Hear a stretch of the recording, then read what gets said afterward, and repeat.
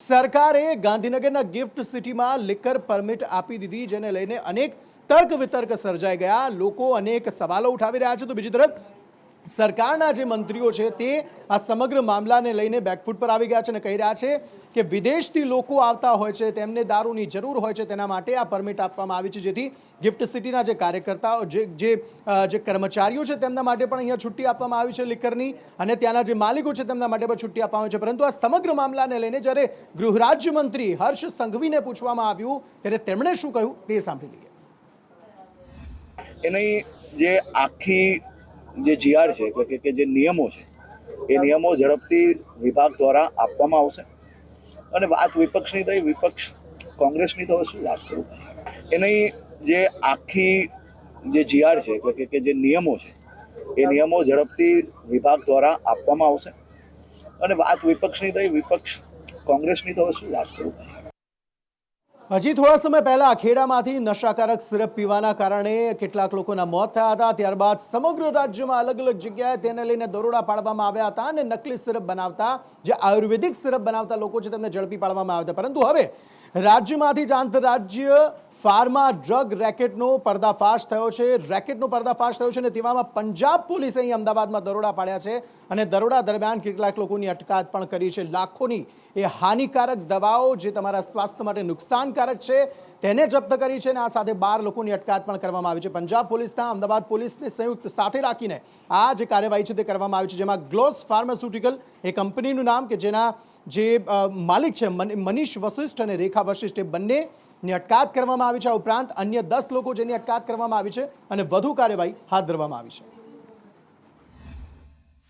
Gujarat police સૂતી રહીને Punjab police દ્વારા અમદાવાદની અંદર એક સર્ચ ઓપરેશન 3 દિવસ પહેલાં હાથ ધરાયું હતું, જેમાં આંતરરાષ્ટ્રીય ડ્રગનો પર્દાફાશ કરવામાં આવ્યો હતો। પંજાબની અંદરથી પોલીસે કેટલાક લોકોની ધરપકડ કરી હતી અને ધરપકડના અંતે એ વાતનો ખ્યાલ આવ્યો હતો કે અમદાવાદની ગ્લોસ ફાર્માસ્યુટિકલ કંપનીમાં અનલીગલી દવાની તરે ડ્રગ્સ જે કહી શકાય જેના પર પાબંદી છે તે બની રહ્યું છે, તેને લઈને જે ગ્લોસ ફાર્માસ્યુટિકલના જે માલિકો હતા તેની પોલીસે ધરપકડ કરી હતી। અહીંયાથી લાખો રૂપિયાનો મુદ્દામાલ છે તે પણ પોલીસના હાથે આવ્યો હતો। મહત્વનું છે કે આરોપી જે છે યોગેશ અને સચિન કે ની ધરપકડ પોલીસે પંજાબમાં કરી હતી। તેમના દ્વારા અમદાવાદનું કનેક્શન ખુલ્યું હતું। ગ્લોસ જે ફાર્માસ્યુટિકલ કંપની છે તેમાંથી ઓપિડ ઓઇલ પણ મળ્યું હતું ને અત્યારે જે રીતે કહી શકાય કે ડ્રગમાં વપરાતી આ હાનિકારક દવાઓ છે, ડ્રગ તરીકે ઓળખાતી આ દવાઓ છે, તે ગ્લોસ ફાર્માસ્યુટિકલ કંપની બનાવતી હોવાની પંજાબ પોલીસને જાણ મળી હતી। પંજાબ પોલીસ અહીંયા આવી હતી, ગુજરાત એટીએસ પણ એની સાથે હતું ને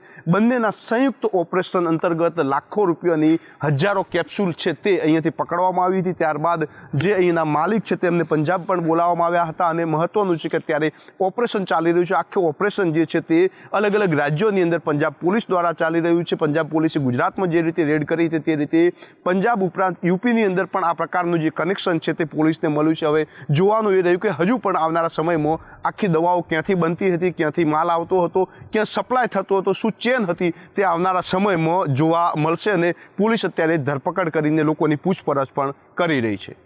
કેમેરામેન મનીષ વાણિયા સાથે જયંતિ ચૌધરી, સંદેશ ન્યૂઝ, અમદાવાદ।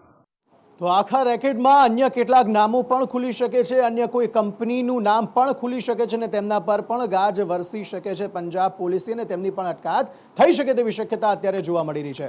સમાચારો તરફ આગળ વાત કરીએ તો અમેરિકામાં ગેરકાયદે ઘૂસણખોરીના સતત બનાવો વધી રહ્યા છે। ફ્રાન્સના વિટ્રી એરપોર્ટ પર જે પ્રમાણે આપણે જોયું કે વિમાન એક રોકવામાં આવ્યું, જેમાં અનેક લોકો ઘૂસણખોરી કરતા હોવાની શક્યતાના પગલે તેમને અટકાવી દેવામાં આવ્યા। તેવામાં મહેસાણાનું નામ સામે આવ્યું છે કે મોટાભાગના જે લોકો છે તે ઉત્તર ગુજરાત અને ખાસ મહેસાણાના હોવાનું સામે આવ્યું છે। મહેસાણામાંથી દરેક ઘરમાંથી એક વ્યક્તિ જે છે તે અમેરિકામાં સ્થાયી થયો છે, તે ધંધાર્થે સ્થાયી થાય છે અને તેને જ પગલે વધુ તક મેળવવા માટે, વધુ પૈસા મેળવવાની લાલસામાં તેઓ આ રીતે ગેરકાયદે ઘૂસણખોરી કરતા પણ જોવા મળે છે, જે ખૂબ જ અયોગ્ય બાબત છે।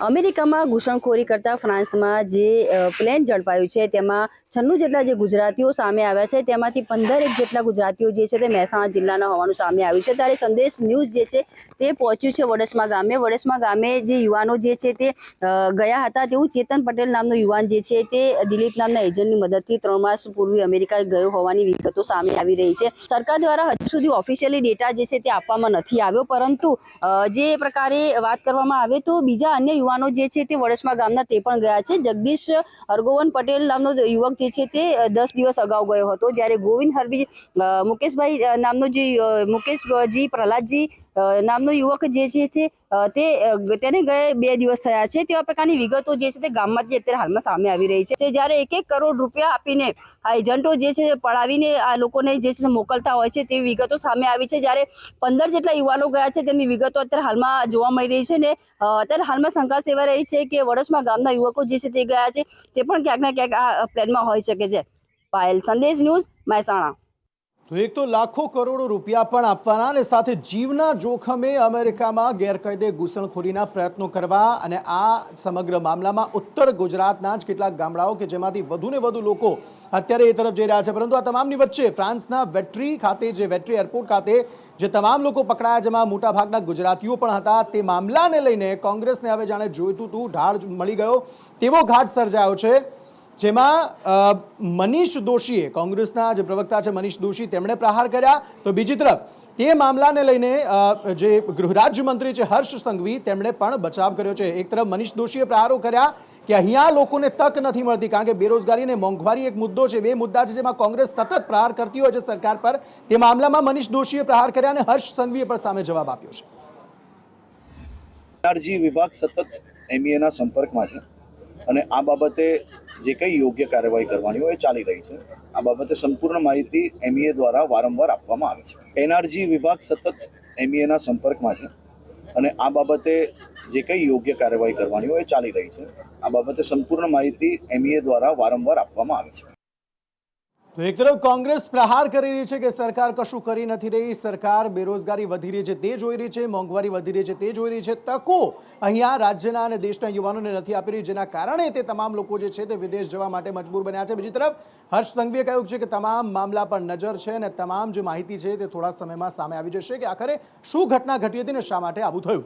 સમાચારો તરફ આગળ વાત કરીએ તો એક તરફ અહીંયા વિદેશમાં ઘૂસણખોરી જે રીતે થઈ રહી છે તે મામલો સામે આવ્યો, તો બીજી તરફ રાજ્યમાં સીઆઈડી દ્વારા રેડ પાડવામાં આવી છે અને તે પણ વિઝા કન્સલ્ટિંગ જે ઓફિસીસ હોય છે તેના પર। અમદાવાદમાં ખાસ રેડ પાડવામાં આવી, જેમાં આઉટસોર્સ ઇન્ડિયા નામની ઓફિસ છે જ્યાં સીઆઈડી દ્વારા દરોડા પાડવામાં આવ્યા અને વધુ એક વિઝા કન્સલ્ટિંગના માલિક સામે પણ ફરિયાદ નોંધવામાં આવી છે। આખરે શું છે આ સમગ્ર મામલો, કેટલા લોકોની આ સમગ્ર મામલામાં અટકાયત કરવામાં આવી છે અને હવે પોલીસ શું કાર્યવાહી કરી રહી છે, આયુષી આગળ પાસેથી વધુ વિગતો મેળવીએ। આયુષી।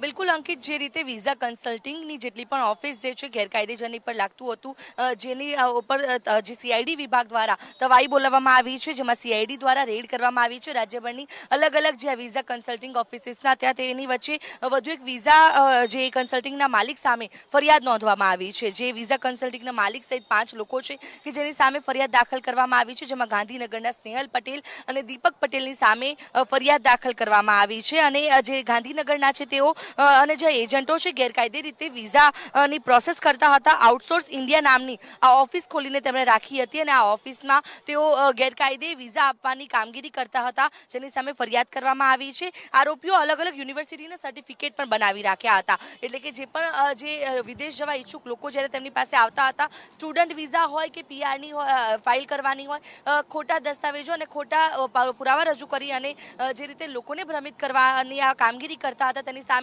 સીઆઈડી દ્વારા તપાસ કરવામાં આવી અને આ જે એજન્ટ હતા તેની સામે એજન્ટ સહિતના 5 લોકોની સામે ફરિયાદ દાખલ કરવામાં આવી છે। જી આભાર સમગ્ર માહિતી આપવા માટે। એટલે કે હવે કબૂતર બાજોની ખેર નથી, જે ગેરકાયદે આ રીતે લોકોને અમેરિકામાં ઘૂસણખોરી કરાવતા હતા અને તેમનો જીવ જોખમમાં મૂકતા હતા। બીજી તરફ સમાચારો તરફ આગળ વાત કરીએ તો ખાણ ખનીજ વિભાગના એ અધિકારીઓ કે જેમના પર વોચ રાખવામાં આવી રહી હતી, રાજ્યના 1200થી વધારે એવા અધિકારીઓ કે જેમના પર અલગ અલગ વોટ્સએપ ગ્રુપના માધ્યમથી વોચ રાખવામાં આવી રહી હતી, એવા અલગ અલગ વોટ્સએપ ગ્રુપના 8 જેટલા જે એડમિન છે વોટ્સએપ ગ્રુપના એડમિન જે છે તેમને હાજર રહેવા માટે તાકીદ કરવામાં આવી છે.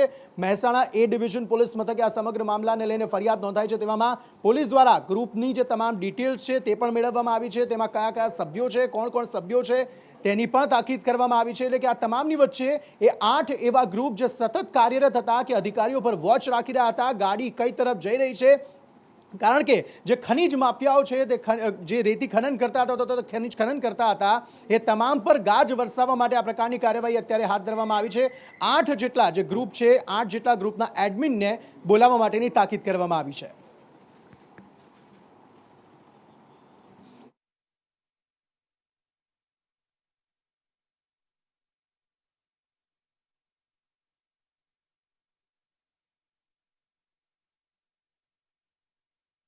મુખ્ય સચિવ દ્વારા એ વાતનો સ્વીકાર કરવામાં આવ્યો છે કે જી હા, સરકારી જે વિભાગો છે તેમાં કર્મચારીઓની ઘટ છે. જી હા, રાજ્યમાં બાકી રહેલી ભરતી મુદ્દે તેમણે કહ્યું કે આપણી કચેરીમાં 40 થી 60% કર્મચારીઓની ઘટ છે, પરંતુ તે ઘટ તુરંત જ પૂરવામાં આવશે, ખૂબ નજીકના સમયમાં પૂરવામાં આવશે. માનવ બળની આપણને જરૂરત છે, પરંતુ આવતા વર્ષ સુધી ભરતી પ્રક્રિયા મોટા પ્રમાણમાં પૂર્ણ કરવામાં આવશે. તેમણે એ વાત પણ કહી કે ઓનલાઈન પ્રક્રિયા જે છે તે કરી દેવામાં આવી છે, જેને પગલે હવે ભરતી પ્રક્રિયા જે છે તે ખૂબ જ સરળ થઈ ગઈ છે અને ખૂબ ટૂંક સમયમાં આ તમામ જે ભરતી પ્રક્રિયાઓ છે તે પૂર્ણ કરાશે. આપણા વિભાગોમાં, આપણી કચેરીઓમાં કેટલીક જગ્યાએ 40 થી 60% જેટલી સ્ટાફની ખોટ છે. પરિણામ સ્વરૂપે આજે વહીવટમાં આપણે ટેકનોલોજીનો ઉપયોગ કરીને આ ખોટ પૂરી કરવાની આપણે ખૂબ કોશિશ કરી. તેમ છતાં ગુણવત્તા જાળવવા માટે જે સર્વિસ આપણે આપીએ છીએ તે ગુણવત્તાસભર છે કે કેમ એ કઈ રીતે આપણે એસ્ટેબ્લિશ કરીએ, તો એને માટે પણ આપણને માનવબળની જરૂરિયાત છે. કેટલાક વર્ષોથી એક છાપ એવી ઉપસી આવી કે આપણે પરીક્ષા લઈએ છીએ, લાખો લોકો આ પરીક્ષા માટે, ભરતી પરીક્ષા માટે અરજીઓ કરે છે, પરંતુ કોઈકના કોઈ કારણોસર આ ભરતી પરીક્ષામાં જે પારદર્શિતા રહેવી જોઈએ એમાં ક્યાંક તકલીફ ઊભી થઈ રહી છે. એને માટે આ વર્ષની શરૂઆતમાં જ માનનીય મુખ્યમંત્રીશ્રીએ ભરતી પરીક્ષામાં કોઈ પણ ગેરકાયદે તકલીફવાળું કામ કરે એને માટે એવો કડક કાયદો બનાવ્યો. તો એડમિનિસ્ટ્રેશન વર્કમાં જ્યારે સ્ટ્રેન્થ ઓછી હોય, કર્મચારીઓ ઓછા હોય ત્યારે તકલીફો સામાન્ય જનતાને ભોગવવી પડતી હોય છે. એ વસ્તુ સરકાર પણ જાણે છે અને જનતા જોવે પણ છે, પરંતુ ભરતી પ્રક્રિયા ન થવાના કારણે એ જનતા સમસ્યા અત્યારે ભોગવી રહી હોવાનું સામે આવ્યું છે. જો કે ચોક્કસપણે જે પ્રમાણે મુખ્ય સચિવ દ્વારા કહેવામાં આવ્યું કે ટૂંક જ સમયમાં એ ભરતી પ્રક્રિયા પૂર્ણ કરાશે. જો તેવું થાય તો લોકો માટે જ સારું છે. વાત ડુંગળીની કરીએ. ડુંગળી અત્યારે તમામ લોકોને રડાવી રહી છે. જનતાને તો આંખમાંથી આંસુ આવી જ રહ્યા છે, પરંતુ ખેડૂતોને પણ આવી રહ્યા છે, કારણ કે તેમને ડુંગળીના યોગ્ય ભાવ નથી મળી રહ્યા. એક તરફ નિકાસ બંધી છે, બીજી તરફ યાર્ડમાં જે તેની ખરીદ હતી તે પણ બંધ થઈ હતી. જોકે ખરીદ જ્યારે ચાલુ થઈ ત્યારે એ ડુંગળીના યોગ્ય ભાવ તેમને મળી નથી રહ્યા. 1 કિલોએ માત્ર 5 રૂપિયા ખેડૂતોને ડુંગળીના ભાવ મળી રહ્યા છે, જેના કારણે ખેડૂતો રાતા પાણીએ રોવાનો તેમને વારો આવ્યો છે. આ સમગ્ર મામલે મયુર સોની પાસેથી વધુ વિગતો મેળવીએ. મયુર. બિલકુલ અંકિત, સૌરાષ્ટ્રના 2 મુખ્ય કેન્દ્રો ડુંગળીના છે. એક છે ભાવનગર, કારણ કે ભાવનગરની અંદર લાલપત્તીની ડુંગળી મોટા પ્રમાણની અંદર થાય છે. મહુવાના આસપાસના વિસ્તારમાંથી ભાવનગર યાર્ડ છે, ત્યાં માત્ર 100 રૂપિયા અને 200 રૂપિયા પ્રતિ મણના ભાવે ડુંગળી વેચાય છે. એટલે કહી શકાય કે ખેડૂતોને પ્રતિ કિલોના માત્ર 5 જ રૂપિયા ખેડૂતોના મળી રહ્યા છે. એનું એકમાત્ર કારણ એ છે કે ડુંગળીની નિકાસબંધી છે, તેના કારણે ખેડૂતો અત્યારે મુશ્કેલીમાં મુકાયા છે. આ જ પ્રકારની સ્થિતિ ગોંડલ યાર્ડની છે, કારણ કે સૌથી મોટું સૌરાષ્ટ્રનું આ યાર્ડ ગણવામાં આવે છે. ગોંડલની અંદર 150 રૂપિયાથી લઈને 300 રૂપિયા સુધીના મણના ભાવની ડુંગળી વેચાય છે. લગભગ 1 લાખ કરતા વધુ કટ્ટાની આવક ડુંગળીની ગોંડલ યાર્ડની અંદર થઈ છે. એટલે ખેડૂતો છે તેમને મુશ્કેલીનો પાર નથી. એક તરફ ખેડૂતો કહી રહ્યા છે કે નિકાસબંધી ઉઠાવી લેવી જોઈએ, જેના કારણે ડુંગળી જે વધારે પડતી પાકી છે તેને બહારના દેશો છે તેની અંદર નિકાસ કરી શકાય. તો બીજી તરફ આ અંગે કોઈ હજુ સુધી નક્કર નિર્ણય નથી લેવાયો અને તેના કારણે ખેડૂતો છે તે મુશ્કેલીમાં મુકાયેલા છે. જી મયુર, આભાર સમગ્ર માહિતી આપવા માટે. સમાચારો તરફ આગળ વાત કરીએ તો તાપી જિલ્લા મેજિસ્ટ્રેટ દ્વારા એક મહત્વપૂર્ણ જાહેરનામું પ્રસિદ્ધ કરવામાં આવ્યું, જેમાં એવું કહેવામાં આવ્યું કે સવારના 7 વાગ્યા સુધી અને સાંજે 7 વાગ્યા પછી તમામ જે ટ્યુશન ક્લાસીસ છે તેના પર પ્રતિબંધ રહેશે. ટ્યુશન ક્લાસીસની આજુબાજુ 4 થી વધુ લોકો પર પણ પ્રતિબંધ ફરમાવી દેવામાં આવ્યો છે અને કારણ એ સામે આવ્યું છે કે ટ્યુશન અને શાળામાં ભણતા વિદ્યાર્થીઓની સલામતીને લઈને આ નિર્ણય લેવામાં આવ્યો છે અને ખાસ એવું પણ કહેવામાં આવ્યું છે કે 18 ફેબ્રુઆરી 2024 સુધી આ જાહેરનામું જે છે તે અમલી રહેશે.